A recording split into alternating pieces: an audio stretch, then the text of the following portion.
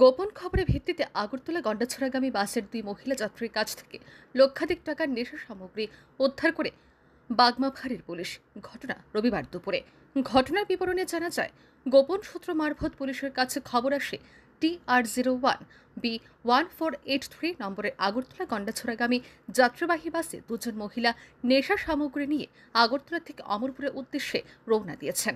সেই খবরের ভিত্তিতে পুলিশ সাদা পোশাকে বাগমা ফাঁড়ির সামনে যাত্রীবাহী বাসটিকে দাঁড় করিয়ে তল্লাশি চালায়। তল্লাশি চলাকালীন ওই বাসের দুই মধ্যবয়স্ক মহিলা যাত্রীর কাছ থেকে 3 প্যাকেট হেরোইন এবং বেশ কিছু খালি কৌটো উদ্ধার করে পুলিশ, যার বাজার মূল্য আনুমানিক 1.5 লক্ষ টাকা হবে বলে জানায় পুলিশ।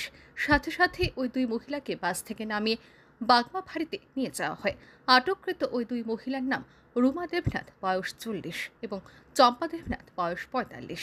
তাদের একজনের বাড়ি হাফানিয়া এলাকায় এবং একজনের বাড়ি জিরানিয়ায়। বর্তমানে তাদের বিরুদ্ধে এনডিপিএস ধারায় মামলা হাতে নিয়ে তদন্ত শুরু করেছে পুলিশ। অলমোস্ট 1.5 লাখ টাকা হবে। স্যার, আমাদের যে খবরটি তারা সেটা স্বীকার করেছে, তার মানে এর মধ্যে একজন নাকি উদয়পুর মোটর। আমরা যেটা প্রিমিয়ার ইন্টারোগেশনে পেয়েছি, ওরা আমাদেরকে বলেছে ওরা এগুলা নিয়ে অমরপুরে যাচ্ছিল, অমরপুরে কাউকে ডেলিভার করবে। বাকি আন্ডার ইনভেস্টিগেশন রয়েছে, আমরা জিজ্ঞাসাবাদ চালাচ্ছি। কোন কোন ধারাতে নিচ্ছেন মামলা? এনডিপিএস অ্যাক্ট 21B-তে আমরা রেজিস্টার করছি, 21B, 25, 29। অপরদিকে ওই দুই মহিলার বক্তব্য, তারা এই বিষয়ে কিছুই জানেন না। অচেনা এক যুবক একটি ব্যাগ তাদের হাতে তুলে দিয়ে ব্যাগটি উদয়পুর বাস স্ট্যান্ডে পৌঁছে দেওয়ার কথা বলে সে মোতাবেক তারা ব্যাগটি নিয়ে আসেন, কিন্তু এই ব্যাগটির মধ্যে কী ছিল সেই বিষয়ে তাদের কোনো ধারণা নেই। কি করেন এমনিতে? বাসা কোন জায়গায় আপনার? কোথায় যাবেন আপনি?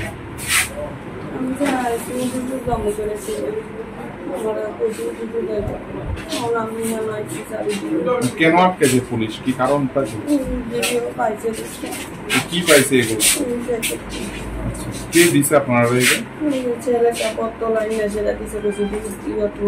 অমরপুর যাইব, আমি অমরপুর যাইতাম না, আমি উদয়পুর যাবো, উদয়পুর স্ট্যান্ডে নামাই দিয়ে গেলি। ওই দিন মুখিটা আসে বিষয় আমার কেউ ফোনও করতো না, কিছু না, গাড়ি দেয় না, খালি পুটুয়ার আমার হাতে দেয়। একজনটা হচ্ছে অমরপুর, একজনটা হচ্ছে উদয়পুর, একই ব্যক্তি বলছে দুই ধরনের কথা আছে। আমার কেউ ফোন করছে না আমার কাছে। পুলিশ ধৃত ওই দুই মহিলাকে জোর জিজ্ঞাসাবাদ চালাচ্ছে।